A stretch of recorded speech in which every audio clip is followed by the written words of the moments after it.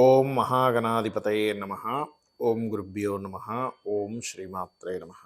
పరమేశ్వర స్వరూపమైనటువంటి జ్యోతిష, వాస్తు మరియు ఇతర అనేకమైనటువంటి శాస్త్రములను మనకు అందించినటువంటి మహర్షులకి నమస్కారం.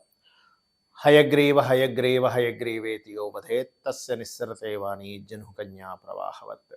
అరుణాం కరుణాతరంగితాక్షీం ధృతపాశాంకుశపుష్పబాణచాపాం అనిమాదిభిరావృతాం మయూకైః అహమిత్యేవ విభావయే భవానీ. శ్రీమాత్రే నమః. ప్రేక్షకులకి లలితాంబిక అమ్మవారి యొక్క అనుగ్రహం పరిపూర్ణంగా కలగాలని కోరుకుంటూ, మనకి 2025 సంవత్సరం జనవరి నుంచి డిసెంబర్ వరకు ఉన్నటువంటి గ్రహస్థితి ఎలా ఉంది? సహజంగా మనం చూసుకోవాల్సింది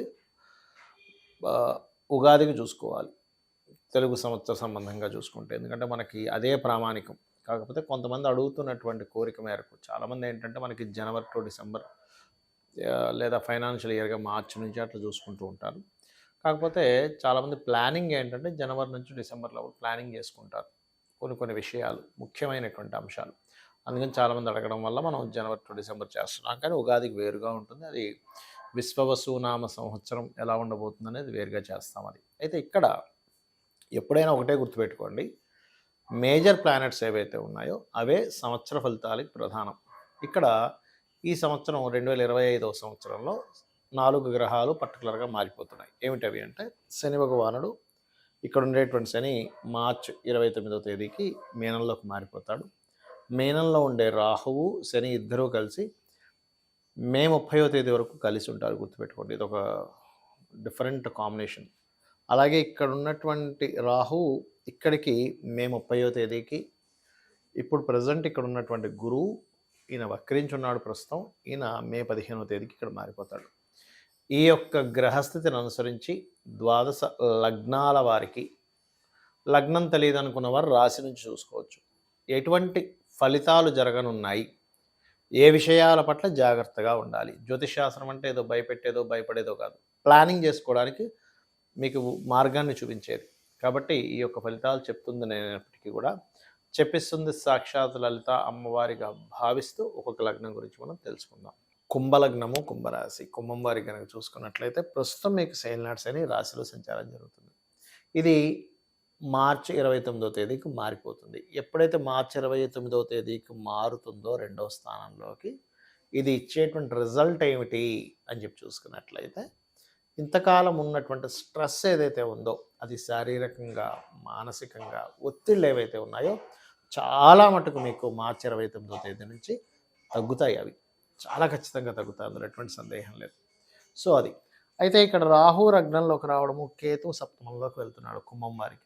అలాంటి సమయంలో కొంతకాలం జీవిత భాగస్వామితో దూరంగా ఉండడము, లేకపోతే ఏదైనా కొన్ని కారణాల వల్ల ఉద్యోగమనో వ్యాపారమనో దూరంగా వెళ్ళడము జరుగుతూ ఉంటుంది. అయితే మీరు ఏదైనా ఒక వివాహ సంబంధం కుదుర్చుకోవడం అనేటువంటిది మాత్రం మీరు మే 30వ తేదీ కేతువు సప్తమంలోకి రాకముందే కుదుర్చుకోండి, వివాహం చేసేసుకోండి. లేదా ఇప్పుడప్పుడే అనుకోవట్లేదంటే ఈ మే 30వ తేదీ నుంచి ఒక సంవత్సరం ఉంటాడు ఇక్కడ, అంతకాలం మీరు వివాహం జోలికి వెళ్ళకండి దయచేసి. ఎందుకంటే నేను చూసినటువంటి అనేకమైనటువంటి జాతకాల్లో వాళ్ళకి లగ్న రాహు సప్తమ కేతు గోచారంలో సంచరించేటప్పుడు చేసుకున్న వివాహాలు ఏదో ఒక వివాదం, ఎప్పుడు ఏదో ఒక నిస్పృహ, ఏదో ఒక గొడవలతోనే వెళ్తూ ఉంటుంది. కాబట్టి ముహూర్తం పెట్టడం ఒక ఎత్తు అయితే, మీకు గోచారంలో గ్రహాలు అనుకూలంగా ఉన్నాయా లేవా అనేటువంటిది చూసుకోవాలి.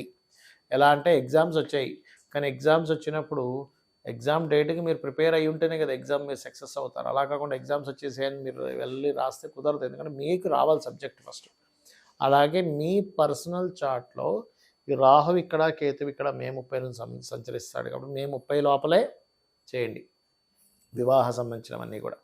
అది నిర్ణయాలు కావచ్చు, వివాహం అయిపోవడం కావచ్చు, మే 30 లోపలే. మే 30 దాటితే మాత్రం దయచేసి వివాహ సంబంధించిన విషయాలు ఇంకెంతో అవసరమై, కొన్నిసార్లు ఎలా ఉంటుందంటే ఇంట్లో కొన్ని సందర్భాల్లో స్త్రీలకు చేయాల్సి వస్తుంది. అలాంటప్పుడు మాత్రం రాహుకేతువుల దగ్గర పూజ చేసి తర్వాత చేయండి. అంటే కొన్ని సందర్భాల్లో ఒక ఆడపిల్లకి చేయవలసిన పరిస్థితి ఉంటుంది, అంతకాలం ఆగాల్సిన ఇది ఉండదు. ఇంట్లో ఒక్కొక్కసారి సమ్ టైమ్స్ తండ్రి ఏదో గతించాడనో అట్లాంటివి ఉన్నప్పుడు చెప్తున్నాను. అలా అవ్వాలని కాదు నేను చెప్తున్నాను. అయితే ఇక్కడ మరొక విషయం ఏంటంటే, పార్ట్నర్షిప్స్ విషయంలో కూడా కేతు సప్తమంలో మే 30 నుంచి సంచరించేటప్పుడు కాస్త జాగ్రత్తగా ఉండండి.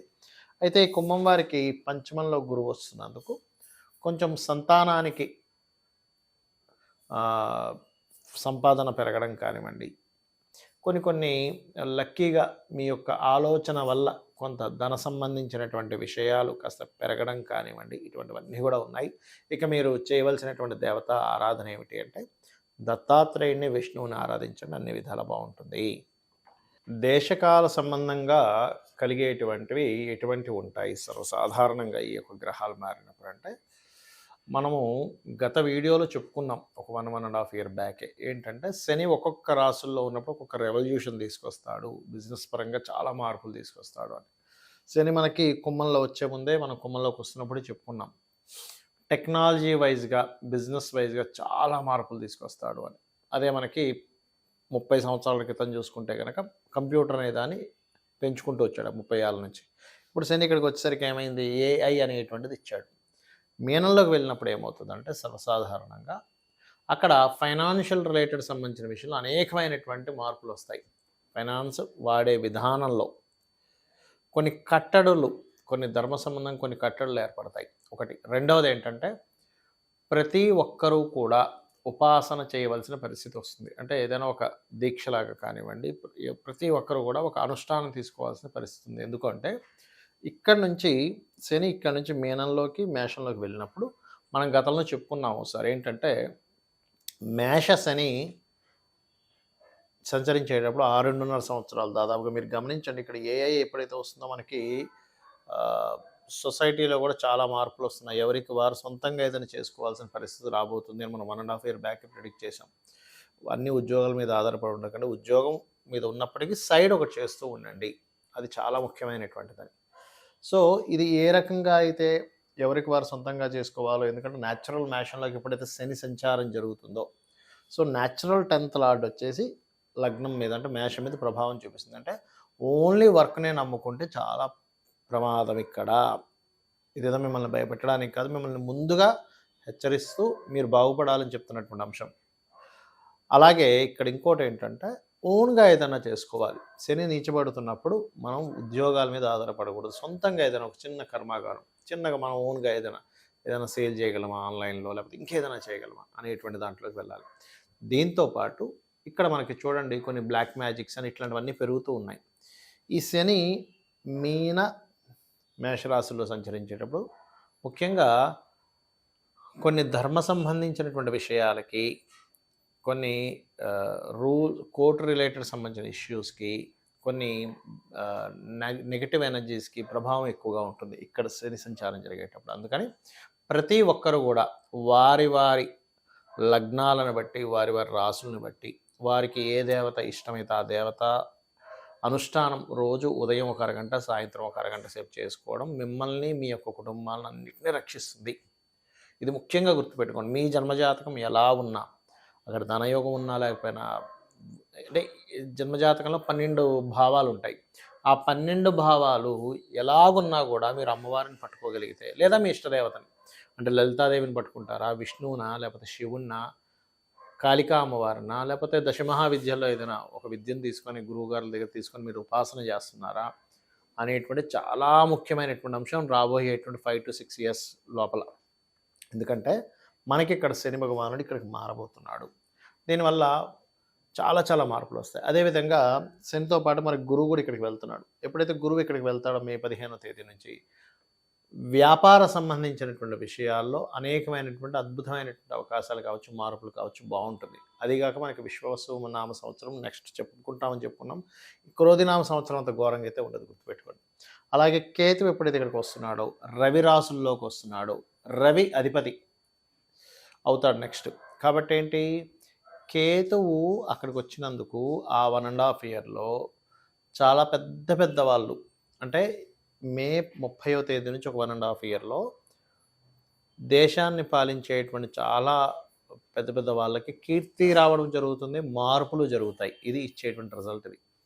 అలాగే ఈ రాహు ఇక్కడికి వస్తున్నందుకు కొన్ని చూడండి, ఒక్కోసారి మనం అంటుంటాం ఏమండి, కొన్ని నిధులు దొరికాయి, నిగూఢమైనటువంటి విషయాలు బయటపడ్డాయి. నిగూఢమైనటువంటి విషయాలు బయటపడేలా చేస్తాడు రాహు ఇక్కడికి వస్తున్నది. అంటే ఏమిటి, గోచారంలో తిరిగేటువంటి గ్రహాలు ఈ ఫలితాలు ఇస్తాయి. అలాగే నేను అందరికీ చెప్పేది ఒకటే, ఫైనల్‌గా మీ గ్రహస్థితి ఎలా ఉన్నా ఒకటే గుర్తుపెట్టుకోండి, అమ్మవారిని నమ్ముకొని, భగవంతుని నమ్ముకొని, ధర్మంగా మీ పని మీరు చేసుకుంటూ వెళ్ళిపోండి. ఈ ప్రతీది కూడా అమ్మవారికి సమర్పిస్తూ చేయండి. ప్రతీది కూడా రిజల్ట్ 100కి 200% పర్ఫెక్ట్‌గా మీకు ఏది మంచిదో అది జరుగుతుంది, గుర్తుపెట్టుకోండి. ఎప్పుడు కూడా భగవంతుడిని కోరుకునేటప్పుడు నాకేది మంచో అది చెయ్యి స్వామి లేదా తల్లి కోరుకున్నట్లయితే ఖచ్చితంగా మంచి జరుగుతుంది.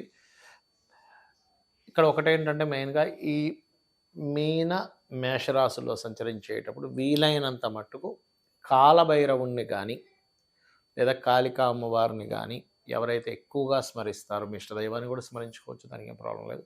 ఇంకొంచెం నెగెటివ్ ఎనర్జీస్ లాంటివి ఏవి కూడా ప్రభావం పడకుండా ఉంటుంది. ఇది గుర్తుపెట్టుకోండి. శ్రీమాత్రే నమః.